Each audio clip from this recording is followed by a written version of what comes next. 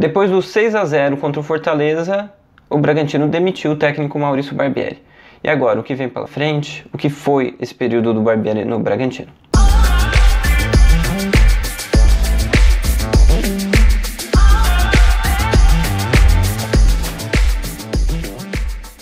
Olá pessoas, aqui mais um RS Análises. Esse daqui, na verdade, era para ser um giro, vai ser um misto dos dois. O Diego não conseguiu gravar, então vou fazer um vídeo falando sobre a saída do Barbieri, essa última derrota, o que pode acontecer. E também eu vou falar um pouco sobre as perguntas que vocês mandaram, então vai ser um pouco de informação, um pouco de análise, um pouco de projeção de futuro do clube. Para começar o vídeo, falar dos patrocinadores. O canal é patrocinado pela Oregon, pela RV, pela Farma Souza e pela Fatec de Bragança Paulista. Então é isso, o Bragantino jogou nesse meio de semana contra o Fortaleza, foi para lá cheio de desfalques e perdeu.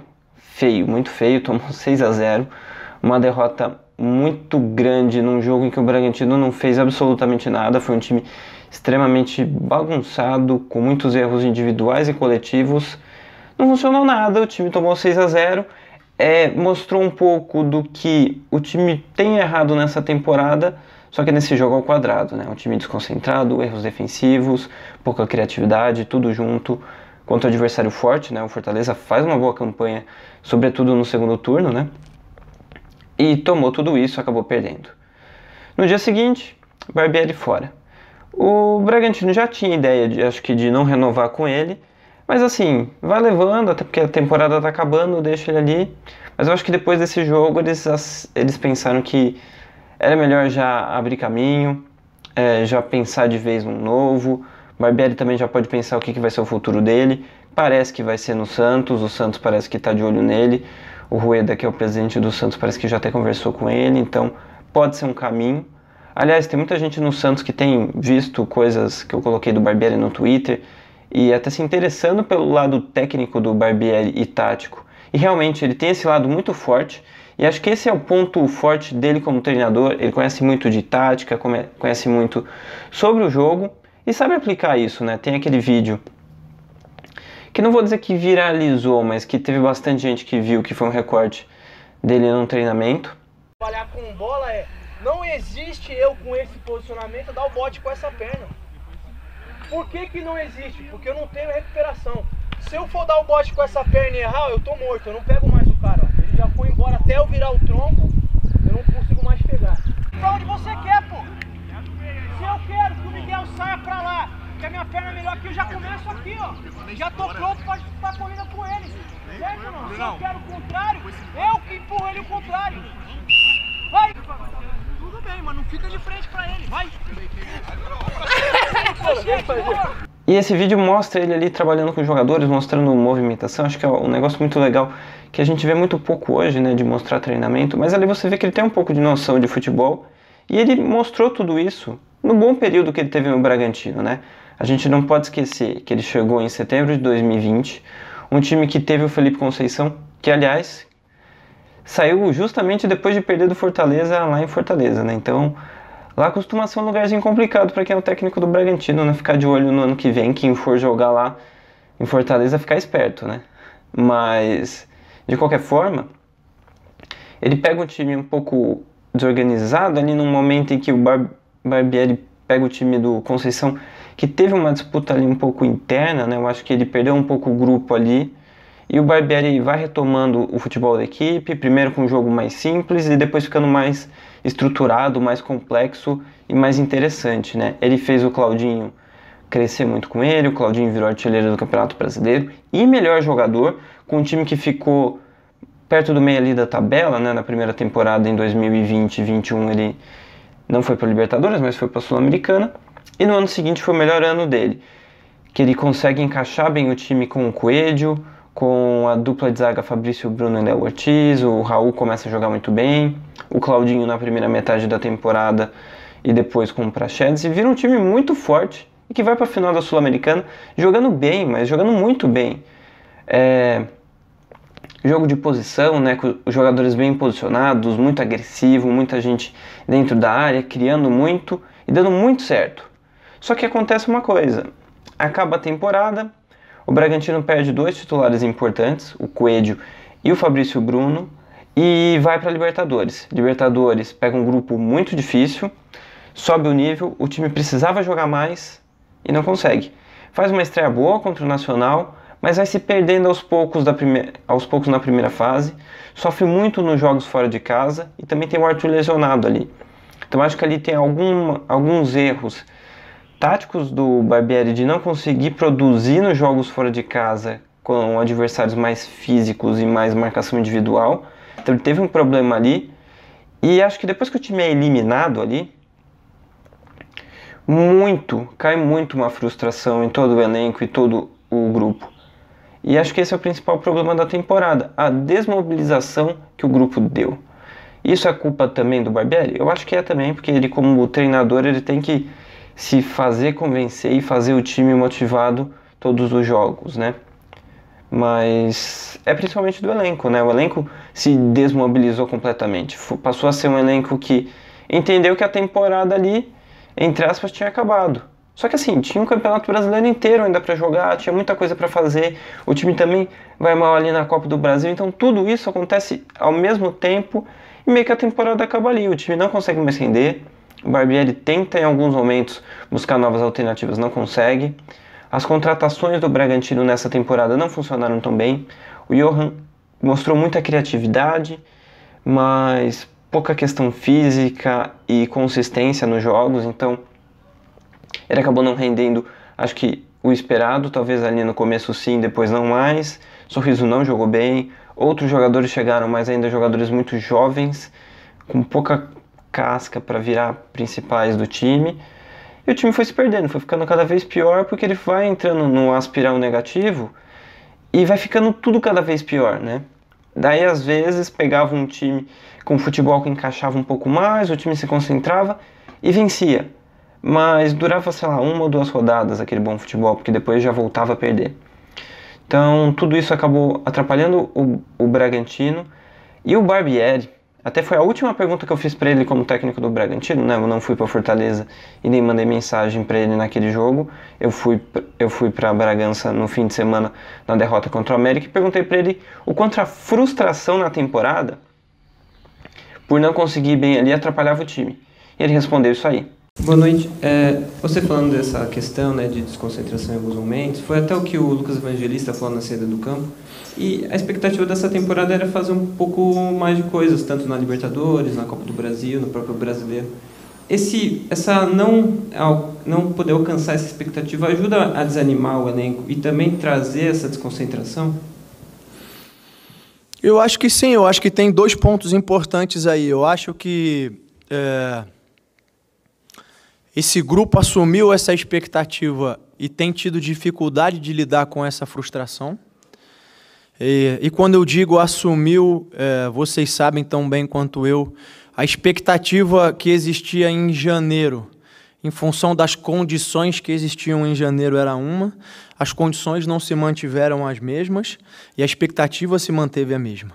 Isso não quer dizer que a gente não pudesse ter alcançado melhores rendimentos, a gente entende isso, mas a gente talvez tenha sempre lidado com uma expectativa que por diversas razões acabou ficando fora do nosso alcance. E isso gerou frustração, isso gerou desequilíbrio, isso gerou essa parte mental de estar com essa sensação de estar sempre em busca de algo que a gente não conseguia alcançar. Eu acho que, sem dúvida nenhuma, isso contribuiu bastante ao longo da temporada, é algo que a gente tem que rever e tem que ajustar, e que está presente agora ainda nesses exemplos que a gente citou, de falta de equilíbrio, de serenidade, de conseguir lidar com situações adversas que vão ocorrendo não só durante o jogo, mas ao longo do campeonato também. Então aí você vê o quanto ele acha que essa questão ali foi um problema, né? E até pegando o que ele falou depois que ele saiu do Bragantino, ele soltou uma nota oficial por meio da assessoria, depois passou no Instagram dele, e eu vou ler aqui uns trechos dela que falam um pouco sobre essa questão de expectativa acima da média, né, e que o time não conseguiu cumprir, né. Me sinto orgulhoso da contribuição que dei ao projeto, como do Red Bull Bragantino, e com a cabeça tranquila de que me dediquei ao máximo, alcançando e superando metas pré-estabelecidas pelo clube. Em setembro de 2020, assumi com o objetivo de escapar do rebaixamento. Não só atingimos o objetivo, como nos classificamos para a Sul-Americana. Em 2021 tivemos um ano maravilhoso, com ótimas campanhas no dos campeonatos disputados e valorização de atletas como Claudinho, Léo Ortiz, Arthur, Fabrício Bruno, Raul, Cleiton e Luan Cândido, entre outros. Em 2022, expectativas fora da nossa realidade, é importante frisar isso aqui, né? Acabaram atrapalhando o andamento da temporada. Agradeço pela oportunidade aos jogadores, pelo empenho e desejo que o projeto siga crescendo e se solidificando como uma das forças do futebol brasileiro. Então aí você vê que acho que o ponto principal que ele aborda para os problemas é a expectativa acima da média. E eu não sei se a expectativa era tão acima da média, mas a gente imaginava que o time pudesse pelo menos passar de fase na Libertadores, ou pelo menos pegar uma Sul-Americana ali. Isso não aconteceu, então eu acho que isso, né, gera toda a frustração e tudo, e acho que esse é o ponto que o Barbieri vê como o principal problema. O Escuro também falou sobre a saída dele na 102, e eu vou ler aqui esse trecho que o Escuro disse lá na 102. Sobre a saída dele, ele responde que é um processo que vem se construindo. O contrato do Barbieri se encerrava no fim da temporada, havíamos acordado, discutido no término do Brasileiro, estávamos conversando nas últimas semanas, buscando os ajustes para terminar a temporada de uma maneira saudável, conquistar a vaga na Sul-Americana. Na conversa de hoje, que no caso é ontem, decidimos conjuntamente que o contrato não seria renovado e que era mais saudável para os dois lados que fosse interrompido desde já. Ele não falou muita coisa, só explicou que eles decidiram ontem que ia cair fora. Mas, no final das contas, você vê o quanto o Bragantino tentou manter ele, até para, né, para não ser um time que muda de técnico no meio da temporada, e acho que também não teria surtido tanto efeito, né? Teria que mais ver o que ia acontecer na temporada seguinte. Então agora eu vou ler as perguntas que o pessoal passou pra gente e depois eu vou engatar com o que pode vir pela frente de técnico e sobre o futuro do time. Acho que eu posso guardar isso para um outro vídeo. Então vamos aqui para as perguntas do Twitter. O Gabriel Fontes mandou pra gente. Encerrou essa temporada, que jogador, na opinião de vocês, mais evoluíram ou fizeram uma boa temporada? Dos possíveis contratados, Maurício e Wesley, qual agrada mais vocês e por quê? Rodrigo, poderia fazer uma análise dos técnicos favoritos a assumir o Massa Bruta? Vamos por partes aqui, né? Os jogadores que mais evoluíram nessa temporada. Acho que é difícil definir, né? Porque o Léo Ortiz acho que fez uma boa temporada, o Luan Cândido também. Mas o Léo Ortiz não dá pra dizer que ele evoluiu tanto, acho que ele manteve a qualidade que ele já tinha. O Luan Cândido acho que ele evoluiu em alguns pontos, só que em outros ainda não, né? Ele continua fazendo um monte de pênalti, continua errando na defesa, mas no ataque tá artilheiro como nunca. Então, acho que tem os dois lados, né?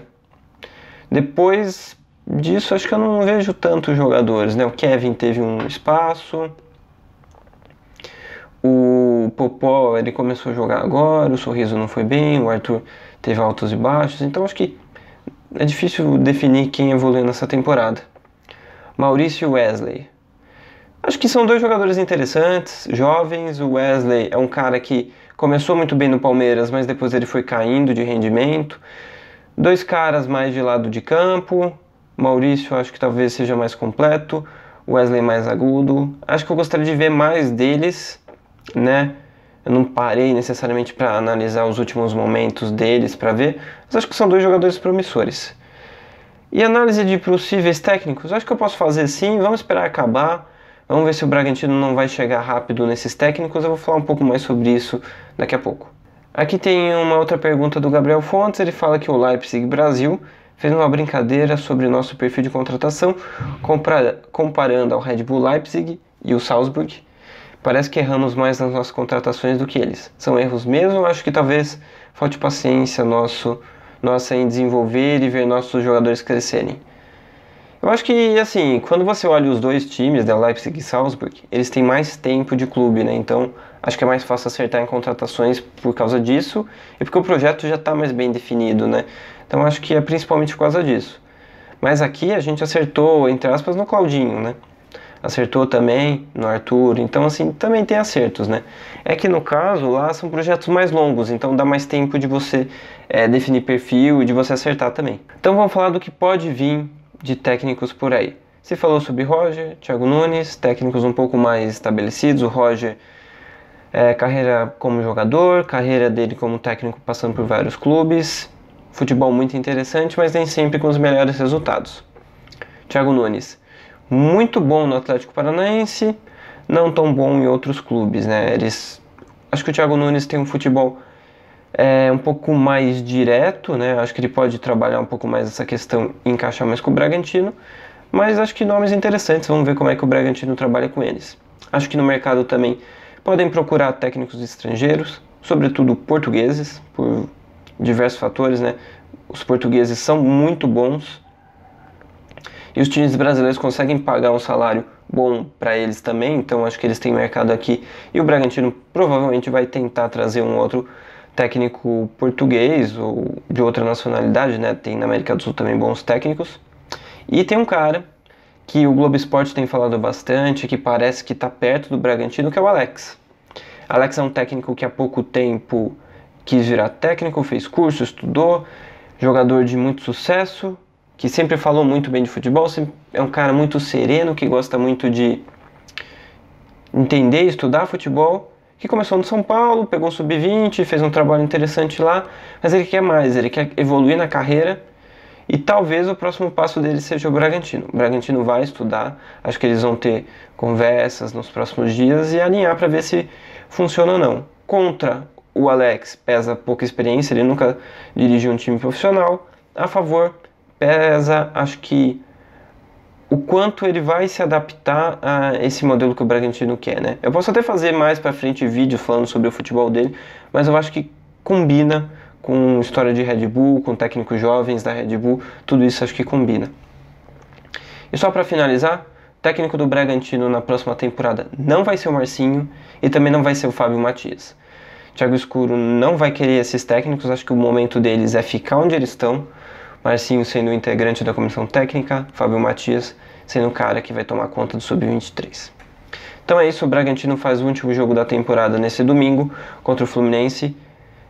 Precisa vencer para garantir uma vaga na Sul-Americana, pode até perder se caso o Curitiba não marque pontos, né? Acho que se o Curitiba empatar também, mas então o Bragantino tem bastante chance de ir para a Sul-Americana e eu acho que não tem tanta chance assim de ganhar o jogo, né? Pega o Fluminense, time que jogou muito essa temporada, acho que tem um dos futebols, essa palavra existe, apesar de ser feia, né? Mais legais do futebol no Brasil. Então tem tudo para ser um jogo interessante, o Fluminense é o favorito. Mas aí, o Bragantino pode pegar a Sul-Americana e depois disso começa a reformular elenco, pensar em técnico. Acho que tem bastante coisa para reencaixar e precisa mudar principalmente, coisa que eu já falei no último vídeo, a mentalidade de grupo para a próxima temporada. Precisa ser um grupo mais focado e com um espírito vitorioso um pouco melhor, sabe? Foco. O time precisa de foco. Eu espero que eles consigam ajeitar isso aí, né, para fazer coisas melhores na próxima temporada. Então é isso, vídeo gigantesco aqui, 17 minutos, mas lembrando que o giro normalmente é grande, né, então tinha bastante coisa para falar, porque foi um momento atípico, né, o técnico estava há mais de 2 anos, então um vídeo grande. Se você gostou, curta, compartilhe, mande para seus amigos, deixe um comentário do que você acha que não deu certo nessa temporada, do que você acha que o Bragantino precisa fazer para a próxima, e é isso. Até o próximo DP Channel, valeu!